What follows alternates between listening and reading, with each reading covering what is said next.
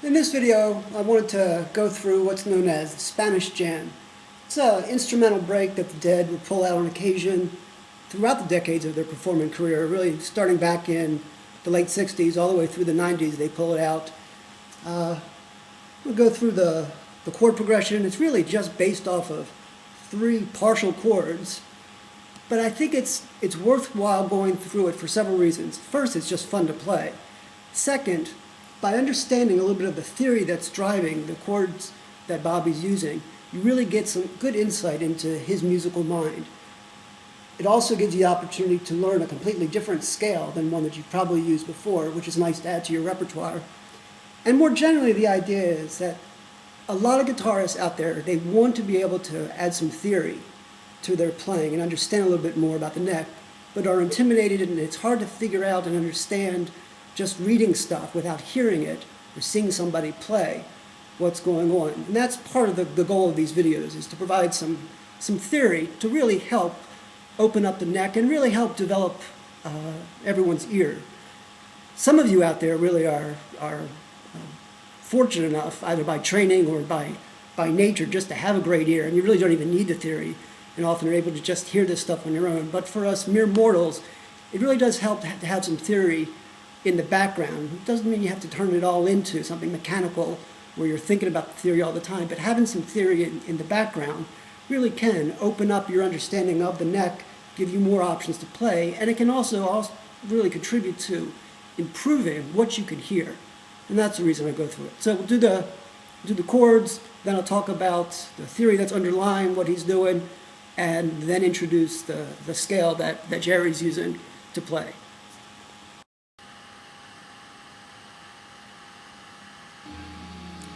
Now, as far as the chord progression goes, as I said, it's 3 partial chords. So let me play it up here in the open position, then I'll show you how to do it further up.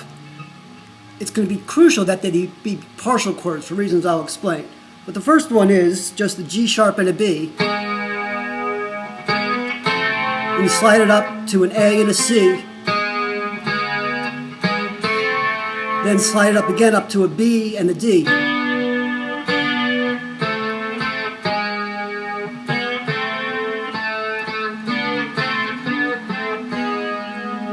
And that's really all there is to it. Different variations of those partial chords, but that's all there is. But what's key to really getting that exotic or Middle Eastern sound, or what would lead people to call it a Spanish jam, comes from playing the partial chords. What's really going on is they're partial chords of an E, that is, it was a G sharp and a B, so it's a partial of an E, then A and a C, which is a partial of an F, and then B and a G, B and a D, which is a partial of the G chord. But if you played them as full chords, you lose that Spanish feel of the Spanish jam.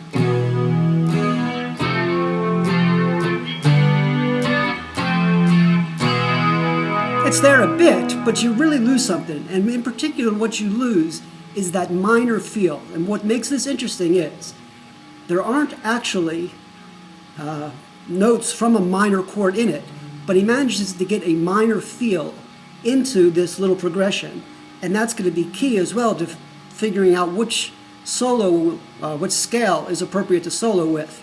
It's going to have a minor feel, but so far we've not hit upon notes in a minor chord, and that's what I'm going to try to develop now with a little bit of theory.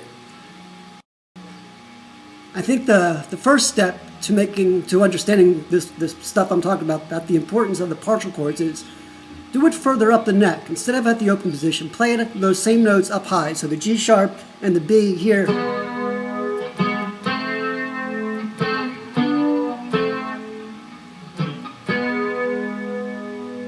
And by doing it there, you can start to get a feel for the interval that's here between the 2 notes in each of those partial chords.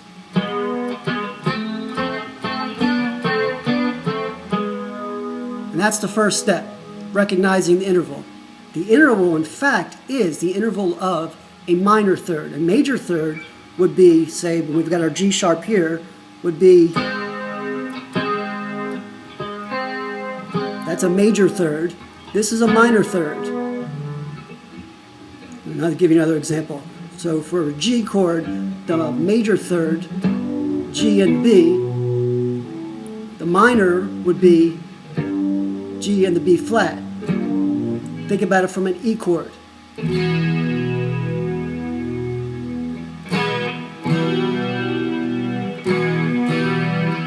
The interval being dropped from.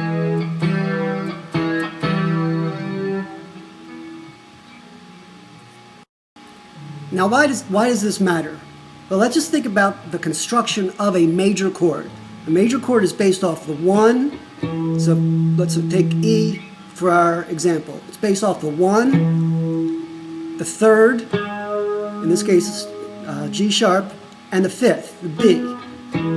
So there's our 1 and our 3, there's our 1 and our 5. The interval between the 1 and the 3 is a major third, as it's 2 whole steps up. So there's our G sharp, here it is again, 2 whole steps up. But the interval between the 3rd and the 5th of a major chord is only a minor third. That's what's going on here. From our G sharp to our B, that's only a step and a half. That's a minor interval, G sharp to B. If you want to see how it plays out here, just finger the chord, the E chord in this way, E, G sharp, and B. It's a weird way to do it, but that's the chord. Notice the interval. We got our major third here and our minor third here. What Bobby's doing by playing the G sharp and the B, the A and the C, and the B and the D is he's focusing on the minor interval that's in a major chord. So it's a major chord, that is. He's not playing E minor with, say, a plain old G. He's using the G sharp, but he's taking use of a partial chord that's got the minor part of the major chord, namely the interval between the 3 and the 5th. And that's what I think makes the song so interesting. It's not major chords, and it's not minor either. It's, again, the minor portion of the major chord, if you will. That's why you lose the Spanish feel if you give the full chord, where you've got all 3, the 1, the 3, and the 5 in it. You just lose that Spanish feel.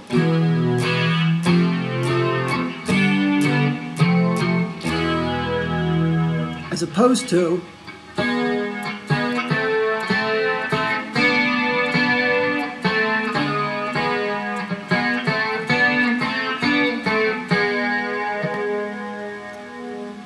that's what I think is going on that makes it sound so interesting as a chord progression.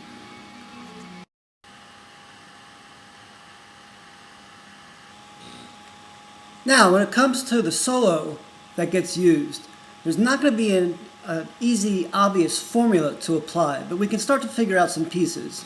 We've gone through the basic chord progression. And of course, Bobby's not going to just leave it at simple chords. He's going to throw in some licks of his own. One of them is something like this.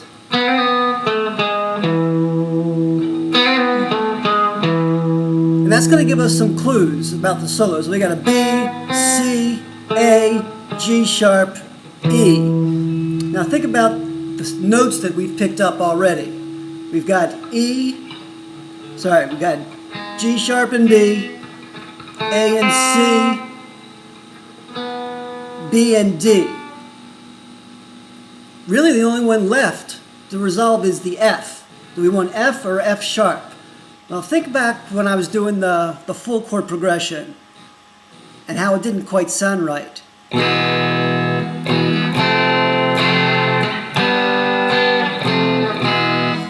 Now as I hear it, the E to the full F, it doesn't sound that bad. The real problem comes when we do the full G, which is to be expected since we had already talked about using the G sharp. So the F seems like it's an okay note to use. Now think about what we've got then. E, F, G sharp, A, B, C, D, E. Is there a scale that's actually got those notes in it?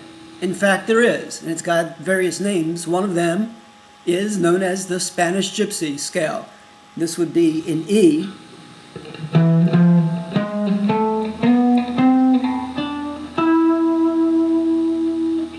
E, E, F, G sharp, A, B, C, D, E. It's got other names as well. It's also known as the Phrygian Dominant scale, which is different from the Phrygian mode. The Phrygian mode off of a major scale has a flat 2, a flat 3, a flat 6, and a flat 7. The Phrygian Dominant has simply a flat 2 and a flat 6 and a flat 7. The 3 is major, not flat. That is the G sharp, which is what we've wanted, because that's what we got from the very beginning, was that G sharp. Now it's got another name as well. You can think of it as a mode of the harmonic minor scale. An A harmonic minor scale has all those notes we just talked about. Modes are just modifications of scales. When people talk about, say, the Mixolydian mode that the Dead often use, that's a modification of a major scale. Well, you can modify and create modes of any scale. The harmonic minor scale is a scale that's used often in classical music, and it's got its own modes.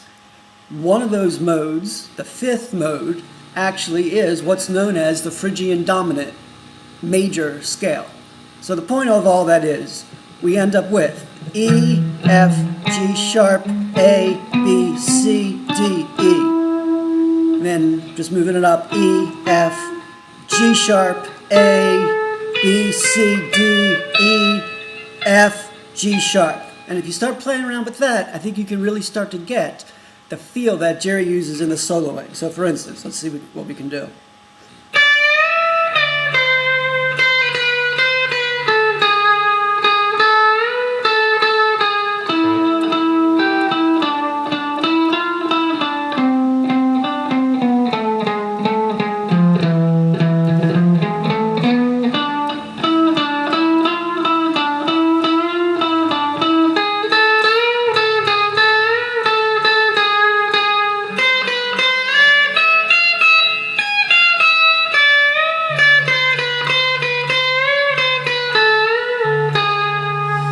Now, I think part of what's essential to that scale that really gives it that kind of haunting feel is the big gap between the step from the E to the F there, and then from the F all the way up to the G sharp. That's a big stretch from the F up to the G sharp.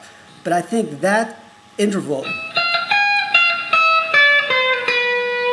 is where you really get the distinctive sound. Now, this is a scale that's also used by various classical players. It's used by Middle Eastern music, and it's also one that Jimmy Page happens to like as well. That is known as the Phrygian Dominant Major scale. So play around with that.